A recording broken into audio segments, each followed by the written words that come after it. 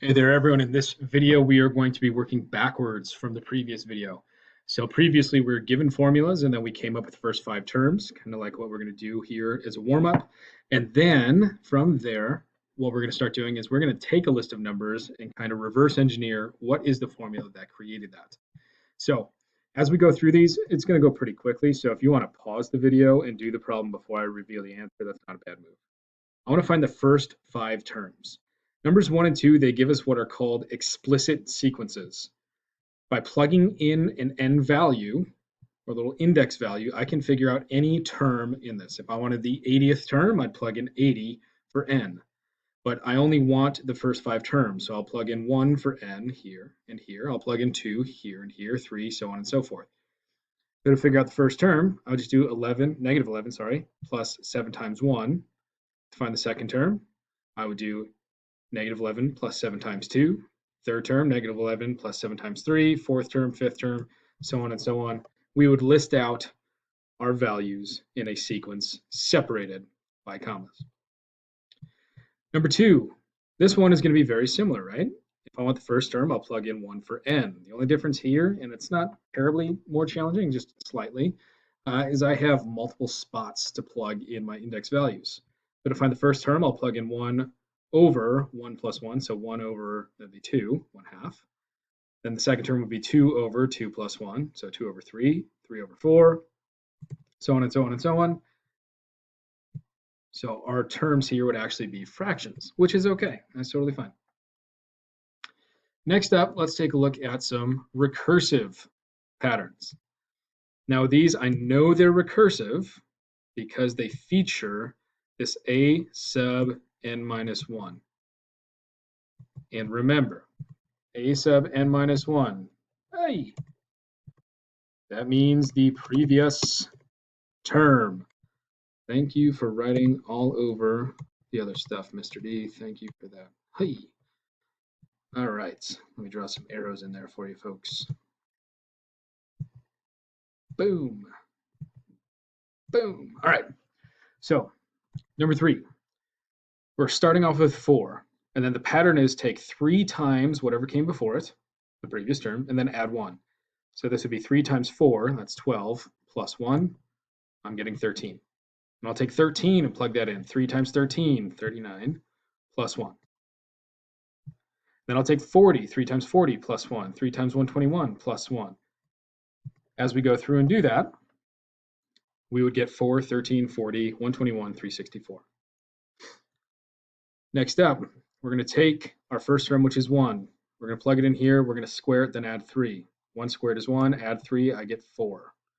To get the next term, I'm going to take 4 now, square it, then add 3. So 16 plus 3.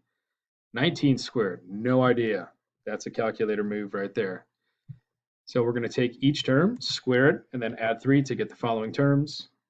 And there you have it, 1, 4, 19, 364, and then 132,499. Woof, that's a big number. All right, let's move on. What we're going to do now is we're going to work backwards. So we have a list of numbers, and we're going to take the list of numbers that they've given us, and we're going to work backwards to figure out what is the formula. Now, one thing that's not going to be given to you, but I strongly recommend, is right here what I have in purple, these little numbers. I would strongly advise penciling those in either directly below or above. And these are going to be your index numbers, right? So this is term 1, term 2, term 3, term 4, term 5. And what I find it easy to do is try to figure out a relationship between the index numbers and our terms, right? So how do I go from a 1 to a 3, a 2 to a 4, a 3 to a 5? What am I doing to these numbers to result in my terms? Well, I'm starting to notice that these are all just 2 units bigger than these guys. So to figure out the nth term, I'm going to take my index number, n, and just add 2. And then the 10th term, right, the second part of this, the 10th term would just be 10 plus 2, 12. On number 2, I have 4, 8, 12, 16, and 20. Again, I start off by listing out my index values, and I'm trying to figure out what am I doing to these purple numbers, the index values, to result in the terms of the sequence. What do I do to a 1 to get a 4? Can I do that same thing to a 2 to get an 8, 3 to get a 12, a 4 to a 16? So what am I doing? Well, in this case, we're multiplying them all by 4. So I'll take my index number and multiply it by 4. So the 10th term, which would be 4 times 10, well, that's 40. So you'll see explicit formula is kind of nice if you have a term that doesn't show up in your sequence.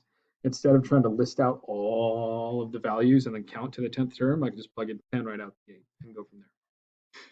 All right, next one might be a little bit more challenging for some of us, simply because there's fractions involved and fractions tend to scare people. But let's look for some commonality here. Well, first off, I've got my index values underneath. I'm noticing that all of my numerators are 1s. So I don't really care too much about the numerator because I know it's just going to be a 1 for all the terms based on what I'm seeing so far. So I'm going to look more at what's the relationship between these. Well, I'm noticing that the index numbers, if I multiplied them by, let's see, 3, right? That would give me the denominators, 1 times 3, 2 times 3, 3 times 3, so on and so on. So to figure out my nth term, the explicit formula would just be 1 over 3 times my index value. So then the 10th term would be 1 over 3 times 10, 1 over 30. All right. Next step. I've got 1, 2, 3, and 4, and 5 as my index values, first, second, third, fourth, fifth term. I want to know, what am I doing to this number to get the term? What am I doing to a 1 to get a 2? And I have to be doing that same thing to a 2 to result in a 5, a 3 to result in a 10. This one you might have to think a little bit outside the box. Because to turn a 1 into 2, I could think of it, okay, maybe I'm adding 1, but that doesn't hold true right here. Maybe I'm doubling it. No, that doesn't work over here. So then there must be something else. If you are ever stuck, here are 2 things I would strongly advise looking into. First off is exponents. So maybe it's being raised to the 2nd power, 3rd power, 4th power, so on and so forth. Or maybe, and this is much less common, maybe sometimes radicals, okay? Maybe sometimes radicals. So let's try exponents. Let me maybe raise all of these to the 2nd power. If I squared 1, that would be a 1. If I squared 2, that would be a 4. So let me make a second line here. See, 2 squared would be a 4. 3 squared would be a 9. 4 squared would be a 16. All right, I think I'm onto something here, right? Let me change the color on these so I don't get confused. So if I look at now the red numbers instead of the purple, so let me ignore those. Hey, it looks like I'm just taking the index squared and then adding 1. So to figure out the nth term, just take your index value squared and then add 1. Therefore, the 10th term would be 101. Number 5. This one we're going to have 2 separate components, right? My numerator is no longer all just 1. So we have to figure out what's the relationship between the numerators and my index values. And then we have to look at the denominators as well. So the first term 3 didn't have a denominator. I threw a 1 underneath there just so we have fractions consistently across the board. So as I go through and kind of think about this, let's look up top. I have 1 to 3, 2 to 5, 3 to 7, 4 to 9. Not too sure what's happening there, but I do know they're increasing by 2 each time. So if they're increasing by 2 each time, that typically means, sorry, this is really hard with a trackpad, that there's going to be a 2n. So if I doubled this, that'd be 2, 4, 6, 8, and 10. Oh, those are just one more. Okay, so 2n plus 1.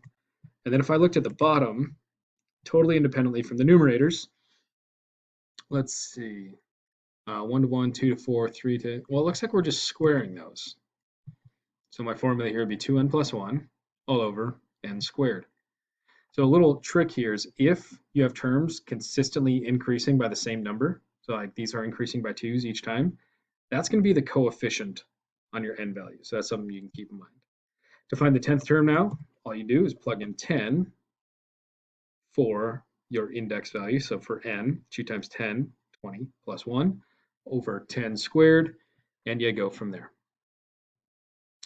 All right, I'm going to go ahead and actually pause the video here, and I'll make a part 2 just so I don't feel rushed to get the part 2 done. As you can kind of guess, we're going to be jumping into recursives next, so stay tuned.